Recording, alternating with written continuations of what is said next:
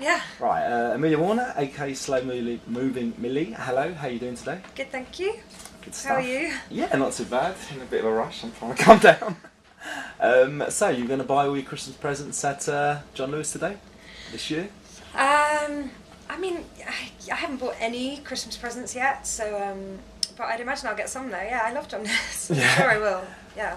How did the advert come about then? Did they approach you? Did they hear the song? Was it? I think. I mean, I don't actually know because it was more, it kind of happened away from me in a way. Like I made the demo of the song, and then a few months later, I heard that they were, that it was potentially going to be used in the commercial. So, so yeah, I wasn't really kind of privy to how that happened, but I think that they wanted that song, and I'd done a demo of it, and I think other people did demos of it, and it just kind of was a process. Hadn't been written, hadn't heard it themselves, and then asked for it. They'd actually sort of they heard it before themselves, or they wanted you specifically to do that particular song. They wanted that song, Okay. yeah, but yeah, exactly. And you obviously knew it yourself. You're familiar with the track. I wasn't that familiar with it, to be honest with you. It wasn't one that I really knew. I mean, I definitely heard it before, and it was familiar, but it wasn't a song that I knew kind of inside out. Smith's fan then, or? Yeah, I am a Smiths fan, but yeah, maybe the more kind of known songs, like that one wasn't one that I'd kind of really. I was a big fan of it. I remember that one clearly. But did you speak to Morrissey and or Johnny Marr at all? No, I haven't. I mean, I did hear. I mean, I heard like a message from Morrissey that he really liked the cover, and he said something about my name as well. I can't remember what it was. But so they've been really positive. They've kind of both come out in the press and said that they like it, but I haven't actually met them. And the album's out today then? It is, yeah. And again, why did you, all covers from sort of 80s, and it's all that sort of stripped back, sort of slow style, Yeah. fragile, very fragile voice, and why did you choose covers from that era to start with?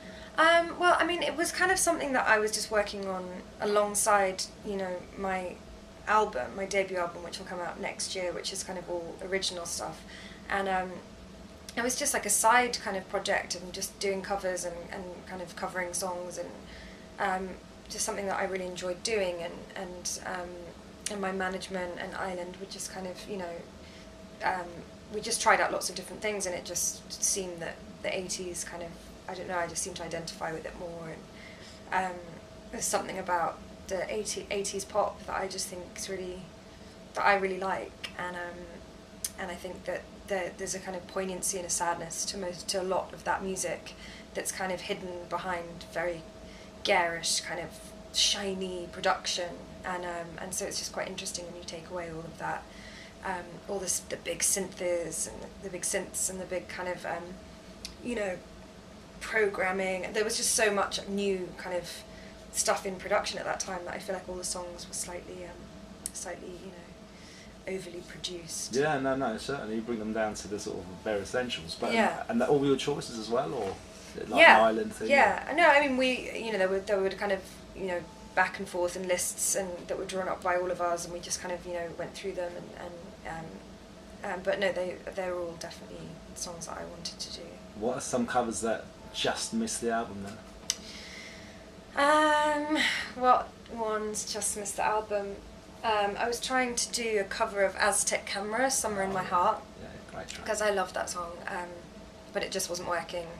What else? There were quite a few actually that again were songs that I just love, but they just for whatever reason didn't work when I played them. So yeah, that was one. And what else? I think we tried a couple of In Excess songs as well, but it just his voice is just so important in those songs. It's really difficult to try and take that on. So. And what about from your own sort of your own written album then? What can we expect there? Similar sort of style, or? I mean, I think there are definitely elements, and I think there are kind of. I think if you listen to the covers, it will give you an idea of what my music is like. I'd say actually the more kind of produced ones, like the cover of Yazoo Don't Go, and It Feels Like Heaven, I'd say, are actually more of an indication of my kind of, I don't think that my own stuff actually isn't that stripped back. I kind of like to build it up quite big. So I think that that the album will definitely be more built up and kind of more theatrical, and there'll be a lot more going on, because that just tends to be what I do with my own music. And you know, you come from an acting family, married to Colin Farrell, and is the acting sort of a bonus, or is it something that, you know, rides in parallel with the music career as important, or? I mean, I don't really do it anymore. I mean, it's something that, you know, I did from like when I was 17. I started doing it really young, and then about 2 years ago, I just kind of, you know, I hadn't been happy for quite a long time doing it, and it wasn't, you know, it wasn't what I wanted to do, and I think I just got to that point where I thought, okay, you know, if you're not happy, then change it, and so I kind of, yeah, that, you know, so no, it's kind of like almost like another life in a way, and not another life, but you know, it's a separate thing. I don't have any plans to kind of do it anymore. Who do you look up to musically then, sort of hero-wise? Who do I look up to? I think, I mean, there's like film, I love film scores, and so I think there's some composers that I love, you know, like Ennio Morricone. I just think is so extraordinary, and you can hear 2 bars of his music and you know it's him instantly. Yeah, the same with Danny Elfman as well. You know, it's so unique, and it's so signature to him, and I love that. And then and Michael Nyman again for the same reason, and I also love Rufus Wainwright, because I think, you know, he's managed to kind of have his songs that aren't commercial at all, and his music is but he's managed to kind of have a huge amount of success. And I also, you know, I think the fact that he's written operas, I just think he's a proper kind of the crest of the wave. Yeah, absolutely. But yeah, I know.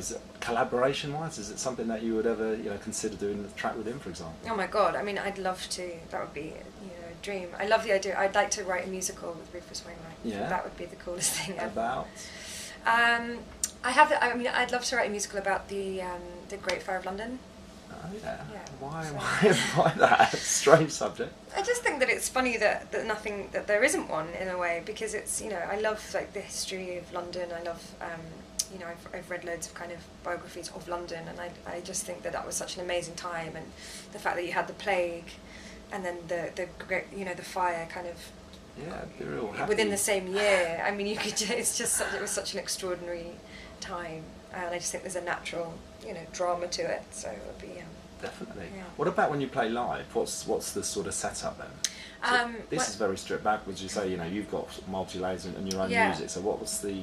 I mean, usually the gigs that I've done so far have just been me and a piano. It's just been really, really, really simple. But I have now started rehearsing with a band, and we're going to start playing some gigs in January. Just because even, you know, on renditions on that album, there's a couple of songs that, you know, have you know, a lot of different instrumentation, and it's just nice to be able to play those as well as playing the kind of more stripped back ones. And so I've started rehearsing with the band, so it'll be a mixture. I think, you know, some of it I'll play, and some of it will just be piano, and then some of it will be, you know, we'll try and kind of create more of the sound that's on the album. Gonna get out on the festival circuit this year?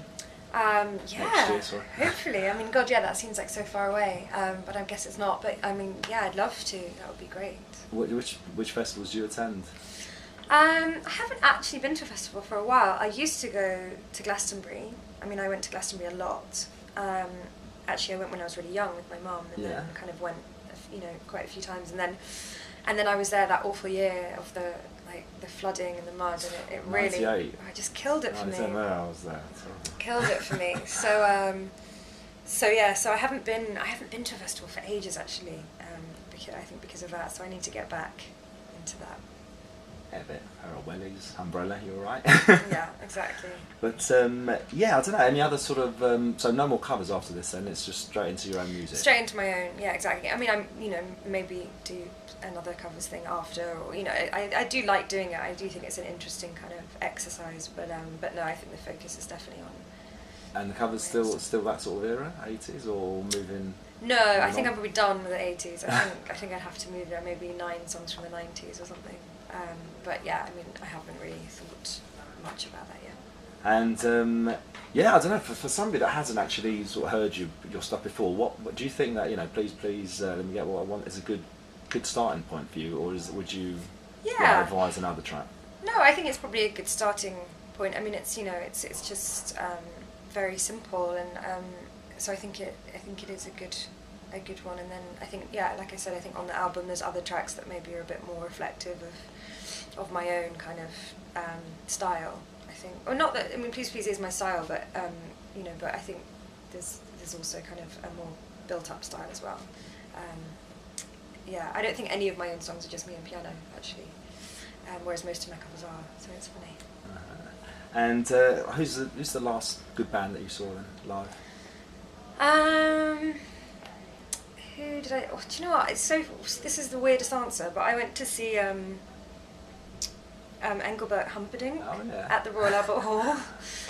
It was a really random night, and just because I'd just never seen anybody like that, and it's just from a different time, and it's so old school, and had the best night. I just loved it. I absolutely loved it. I thought he was amazing. He was such a showman, and he did that thing of kind of stop. He'd sing like 2 songs and then just sit down and tell stories and jokes about like Elvis and Marilyn Monroe, and it was just really refreshing and different to kind of most things I go and see. So I loved it. His shirt was undone down to here. He had a fan on him. He's in his 70s. I mean, he was kind of amazing. It's one of those artists that you do, when you hear him, you think, oh, he did that one. He did that one. Oh, well, that's the thing. One. He did that one as well. Well, I mean, that's the thing. In a way, like speaking of of covers, like back then, I mean, there were a pool of maybe 20 songs that Elvis, Sinatra, they all sang the same songs. And so he sang a lot of those songs as well, kind of You'll Never Walk Alone, and like all these incredible,